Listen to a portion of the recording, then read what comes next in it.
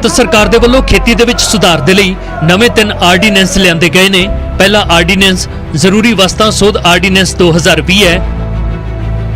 ਸਰਕਾਰ ਦੇ ਮੁਤਾਬਕ ਇਸ ਆਰਡੀਨੈਂਸ ਦੇ ਨਾਲ ਖੇਤੀਬਾੜੀ ਸੈਕਟਰ ਦੇ ਵਿੱਚ ਮੁਕਾਬਲੇਬਾਜ਼ੀ ਅਤੇ ਕਿਸਾਨਾਂ ਦੀ ਆਮਦਨ ਦੇ ਵਿੱਚ ਵਾਧਾ ਹੋਵੇਗਾ। ਦੂਜਾ ਆਰਡੀਨੈਂਸ ਕਿਸਾਨੀ ਉਪਜ ਵਪਾਰ ਤੇ ਵਣਜ ਹੈ। ਕਿਹਾ ਜਾ ਰਿਹਾ ਕਿ ਇਸ ਦੇ ਨਾਲ ਕਿਸਾਨ ਕਿਤੇ ਵੀ ਆਪਣੀ ਫਸਲ ਵੇਚ ਸਕੇਗਾ ਅਤੇ ਬਦਲਵੇਂ ਮੰਡੀ ਚੈਨਲਾਂ ਦੇ ਰਾਹੀਂ ਵੱਧ ਭਾਅ ਮਿਲ ਸਕਣਗੇ। तीसरा आर्डीनेंस कीमत गारंटी ते खेती सेवावां संबंधी है। सरकार के मुताबिक इस नाल खेती विच राष्ट्रीय पद्धर का सिस्टम बनेगा जिस राही किसान कारोबारी फर्मां का मुकाबला कर सकणगे। पर किसान जथेबंदियां इन्हां आर्डीनेंसां के खिलाफ सड़कों ते उतर रही ने।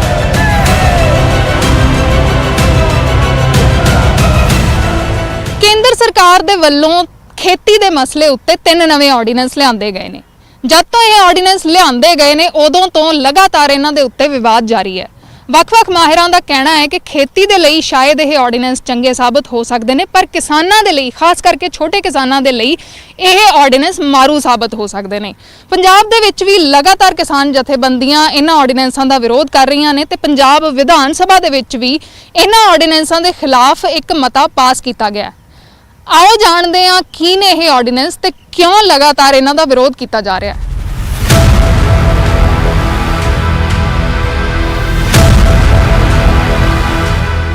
खेतीबाड़ी अर्थचारे दे माहर दविंदर शर्मा ने पंजाब विधान सभा दे वल्लों आर्डीनेंसां दे खिलाफ पाए मते नूं काबिले तारीफ दस्सिआ है। उन्हां कहा कि खेती भारत विच घाटे दे विच जा रही है अते इस विच जेकर किसी चीज़ ने थोड़ा बहुता बचा कीता है तां ओह APMS एक्ट है। सिर्फ 6% किसानों को MSP मिलती है और सरकारी मंडियां दे विच जाके फसल बेचते हैं।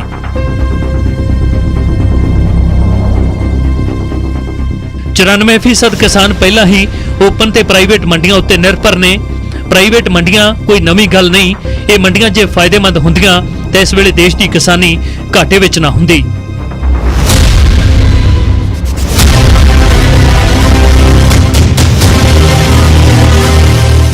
दविंदर शर्मा के मुताबिक पहला आर्डीनेंस 1 कंट्री 1 मार्केट की गल करता सी, पर असल में यह 1 कंट्री ते 2 मार्केट है। सरकारी मंडियां नूं आर्डीनेंस विच नहीं छोया गया। सरकारी मंडियां दे विच ट्रेडर नूं 6% टैक्स देना पैंदा है। प्राइवेट व्यापारी नूं बाहर टैक्स नहीं देना पवेगा। शर्मा ने सवाल किया कि किहड़ा व्यापारी इन्ना पागल होवेगा कि वह मंडी विच जाके 6% टैक्स देवेगा अते फसल खरीदेगा।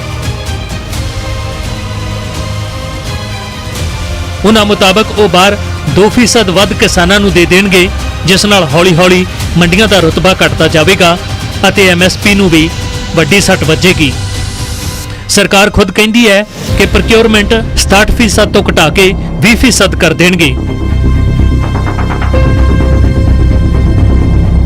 इसे करके पंजाब हरियाणा ते उत्तर भारत के किसान प्रदर्शन कर रहे हैं। उन्होंने ये नज़र आ रहा है कि जेकर मंडियां खत्म हो गई तो उन्हों का भविख बिहार के किसानों वर्गा हो जाएगा।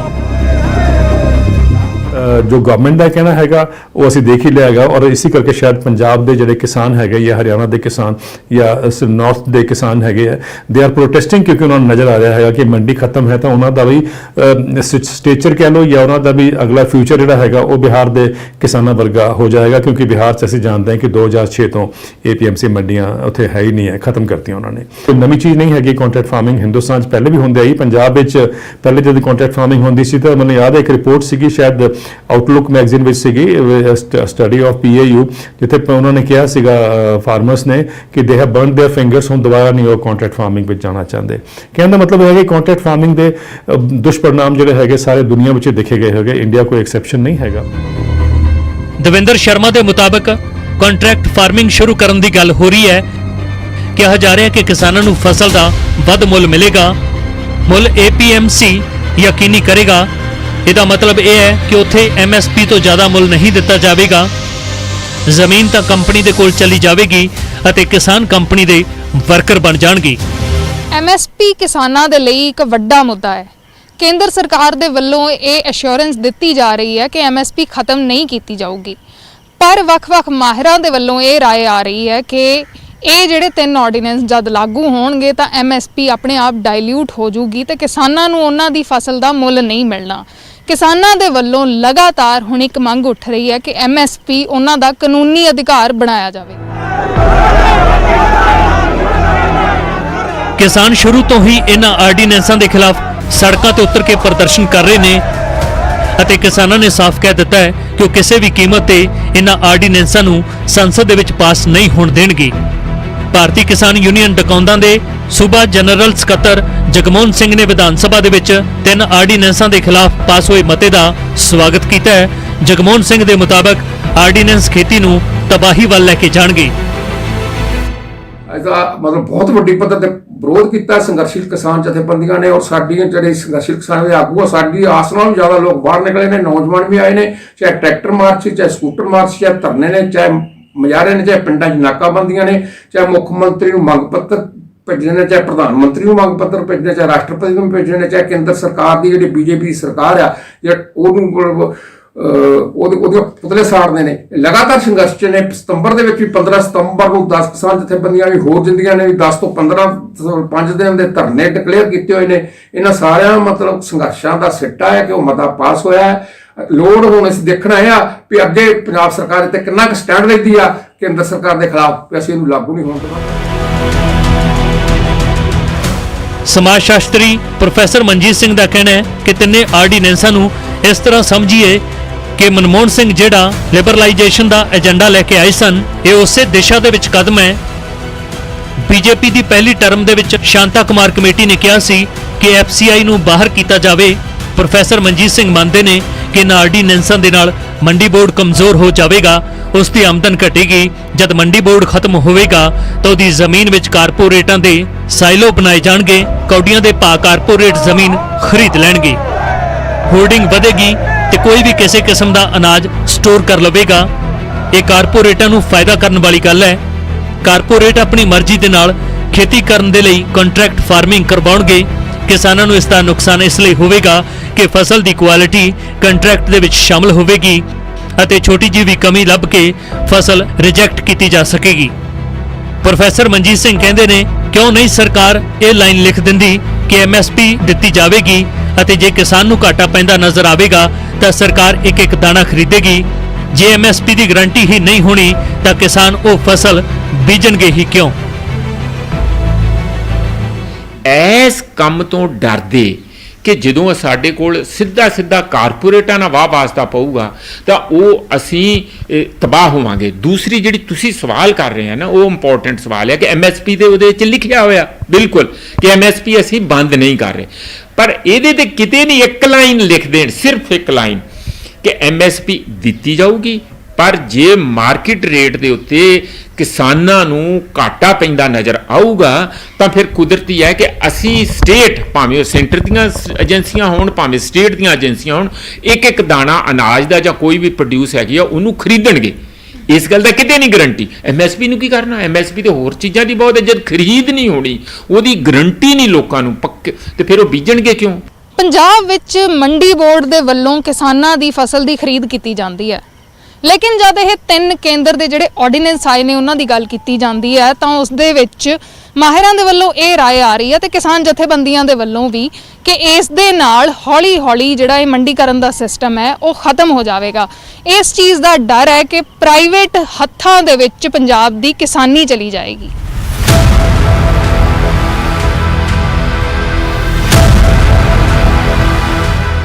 ਮਾਹਰਾਂ ਦੇ ਵੱਲੋਂ ਵਾਰ-ਵਾਰ ਇਹ ਗੱਲ ਆ ਰਹੀ ਹੈ ਕਿ ਇਹਨਾਂ ਆਰਡੀਨੈਂਸਾਂ ਦੇ ਲਾਗੂ ਹੋਣ ਦੇ ਨਾਲ ਸਰਕਾਰੀ ਮੰਡੀਆਂ ਦਾ ਸਿਸਟਮ ਤਹਿਸ-ਨਹਿਸ ਹੋ ਜਾਵੇਗਾ।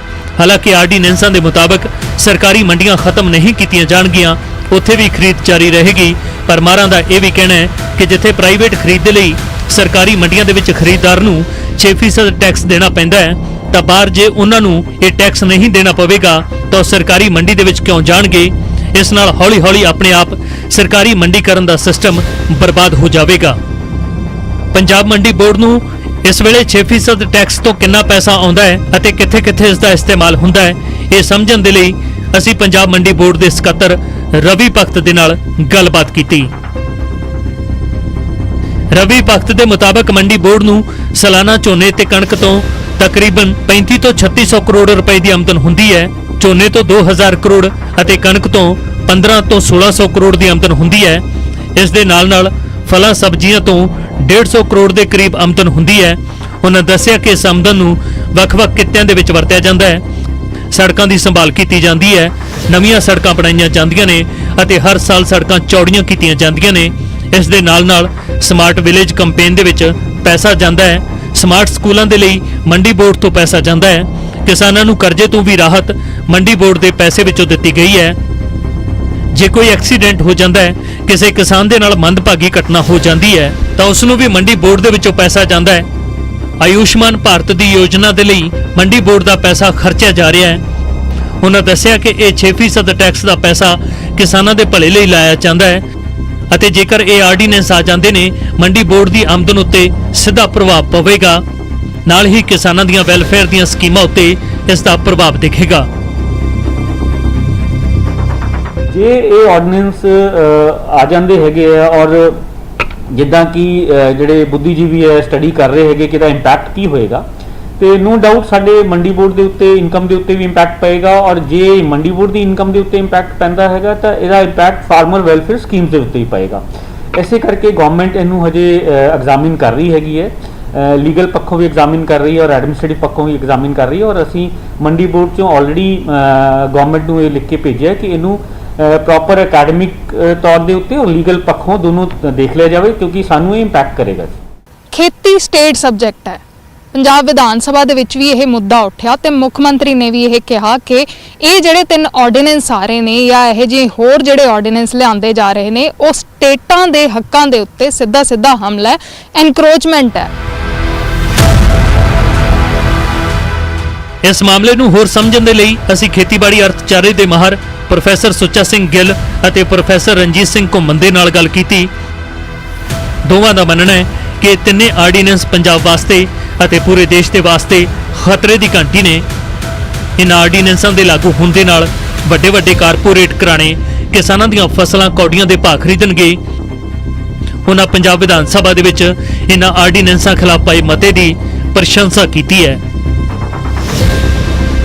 ਇਹਦੇ ਨਾਲ ਜਿਹੜਾ ਮੋਡਸ ਆਪਰੈਂਡੀ ਇਹ ਹੈ ਕਿ ਪਹਿਲਾਂ ਤਾਂ ਜਿਹੜਾ ਐਸੈਂਸ਼ੀਅਲ ਸਰਵਿਸਿਜ਼ ਐਕਟ ਹੈ, ਜਿਹੜਾ ਪਹਿਲੀ ਆਰਡੀਨੈਂਸ ਹੈ, ਉਹਦੇ 'ਚ ਉਹਨਾਂ ਨੇ ਕਿਹਾ ਕਿ ਜਿਹੜੀਆਂ ਐਗਰੀਕਲਚਰ ਦੇ ਵਪਾਰ ਨਾਲ ਸੰਬੰਧਿਤ ਵਸਤਾਂ ਨੇ, ਇਕੱਲੇ ਫੂਡ ਗ੍ਰੇਨਸ ਹੀ ਨਹੀਂ, ਹੋਰ ਵੀ ਜਿੰਨੀਆਂ ਚੀਜ਼ਾਂ ਨੇ, ਆਇਲ ਸੀਡਸ ਹੈ, ਦਾਲਾਂ ਹੈਗੀਆਂ ਨੇ, ਸਾਰਿਆਂ ਨੂੰ ਐਸੈਂਸ਼ੀਅਲ ਕਮੋਡਿਟੀ ਦੇ ਘੇਰੇ ਵਿੱਚੋਂ ਕੱਢ ਦਿੱਤਾ ਗਿਆ ਬਾਹਰ। ਔਰ ਇਹਨਾਂ ਦਾ ਭੰਡਾਰਨ ਜਿਹੜਾ ਹੈ, ਸਟੋਰੇਜ ਜਿਹੜਾ ਹੈ, ਉਹ ਵੱਡੇ ਕਾਰਪੋਰੇਟ ਘਰਾਣੇ ਕਰ ਸਕਦੇ ਨੇ, ਜਿਨ੍ਹਾਂ ਨੂੰ ਪ੍ਰੋਸੈਸਰ ਕਿਹਾ ਗਿਆ, ਐਕਸਪੋਰਟਰ ਕਿਹਾ ਗਿਆ ਔਰ ਜਿਹੜੇ ਹੋਰ ਐਸੋਸੀਏਸ਼ਨ ਦੇ ਨਾਂ ਨਾਲ ਉਹਨਾਂ ਨੂੰ ਜਾਣਿਆ ਗਿਆ। ਜਿਹੜੀ ਕੇਂਦਰ ਸਰਕਾਰ ਇਹ ਕਹਿ ਰਹੀ ਹੈ ਤੇ ਉਹਨਾਂ ਦੇ ਨੀਤੀਵਾਨ ਵੀ ਕਿ ਇਹ ਫਾਰਮਰਸ ਦੇ ਹਿੱਤ ਵਿੱਚ ਹੈ। ਮੇਰਾ ਸਵਾਲ ਉਹਨਾਂ ਨੂੰ ਇਹ ਹੈ ਕਿ ਜੇ ਬਾਕੀ ਫਾਰਮਰ ਦੇ ਹਿੱਤ ਵਿੱਚ ਹੈ ਤੇ ਫਾਰਮਰ ਮੂਰਖ ਨੇ ਕਿ ਜਿਹੜੇ ਸਾਰੇ ਕੰਟਰੀ 'ਚੋਂ ਸੜਕਾਂ ਤੇ ਉਤਰੇ ਨੇ ਔਰ ਪਿਛਲੇ 2.5 ਮਹੀਨਿਆਂ ਤੋਂ ਲਗਾਤਾਰ ਅੱਜ ਵੀ ਉਹ ਲਗਾਤਾਰ ਇਸ ਲਈ ਜਿਹੜੀ ਸਟਰਗਲ ਕਰ ਰਹੇ ਨੇ ਤੇ ਇਹ ਮੰਗ ਕਰ ਰਹੇ ਨੇ ਕਿ ਆਰਡੀਨੈਂਸ ਉਹਨਾਂ ਲਈ ਘਾਤਕ ਹੈ ਤੇ ਵਾਪਸ ਲਈ। ਹਾਲਾਂਕਿ ਕੇਂਦਰ ਦੇ ਵਿੱਚ ਬੀਜੇਪੀ ਸਰਕਾਰ ਦੀ ਭਾਈਵਾਲ ਸ਼੍ਰੋਮਣੀ ਅਕਾਲੀ ਦਲ ਆਰਡੀਨੈਂਸਾਂ ਤੇ ਕੇਂਦਰ ਦਾ ਬਚਾਅ ਕਰ ਰਹੀ ਹੈ। ਅਕਾਲੀ ਦਲ ਦੇ ਸਰਪ੍ਰਸਤ ਪ੍ਰਕਾਸ਼ ਸਿੰਘ ਬਾਦਲ ਨੇ ਸਾਹਮਣੇ ਆ ਕੇ ਉਲਟਾ ਕੈਪਟਨ ਅਮਰਿੰਦਰ ਸਿੰਘ ਤੇ ਹੀ ਗੁੰਮਰਾਹ ਕਰਨ ਦੇ ਇਲਜ਼ਾਮ ਲਾਏ ਨੇ। ਅਕਾਲੀ ਦਲ ਦੇ ਆਗੂ ਦਲਜੀਤ ਸਿੰਘ ਚੀਮਾ ਕੇਂਦਰ ਦੀ ਭਾਸ਼ਾ ਬੋਲਦੇ ਹੋਏ ਭਰੋਸਾ ਦਿੰਦੇ ਨੇ ਕਿ ਐਮਐਸਪੀ ਜਾਰੀ ਰਹੇਗੀ। ਉਲਟਾ ਉਹਨਾਂ ਕਾਂਗਰਸ ਦੇ ਵੱਲੋਂ ਏਪੀਐਮਸੀ ਐਕਟ ਵਿੱਚ ਕੀਤੇ ਸੋਧ ਤੇ ਸਵਾਲ ਚੁੱਕੇ ਨੇ। ਸ਼੍ਰੋਮਣੀ ਅਕਾਲੀ ਦਲ ਕਿਸਾਨਾਂ ਦੇ ਹੱਕ ਵਾਸਤੇ ਕਦੀ ਵੀ ਕੋਈ ਵੀ ਕੁਰਬਾਨੀ ਕਰਨ ਨੂੰ ਤਿਆਰ ਹੈ। ਇਹ ਗੱਲ ਸਾਡੇ ਪ੍ਰਧਾਨ ਸਾਹਿਬ ਨੇ ਸਭ ਤੋਂ ਪਹਿਲਾਂ ਕਲੀਅਰ ਕੀਤੀ ਸੀ। ਪਰ ਜਿਸ ਤਰੀਕੇ ਕਾਂਗਰਸ ਪਾਰਟੀ ਜਿਹੜੀ ਹੈ ਉਹ ਕਿਸਾਨਾਂ ਨੂੰ ਆਰਡੀਨੈਂਸ ਦੇ ਮੁੱਦੇ ਦੇ ਉੱਤੇ ਗੁੰਮਰਾਹ ਕਰ ਰਹੀ ਹੈ,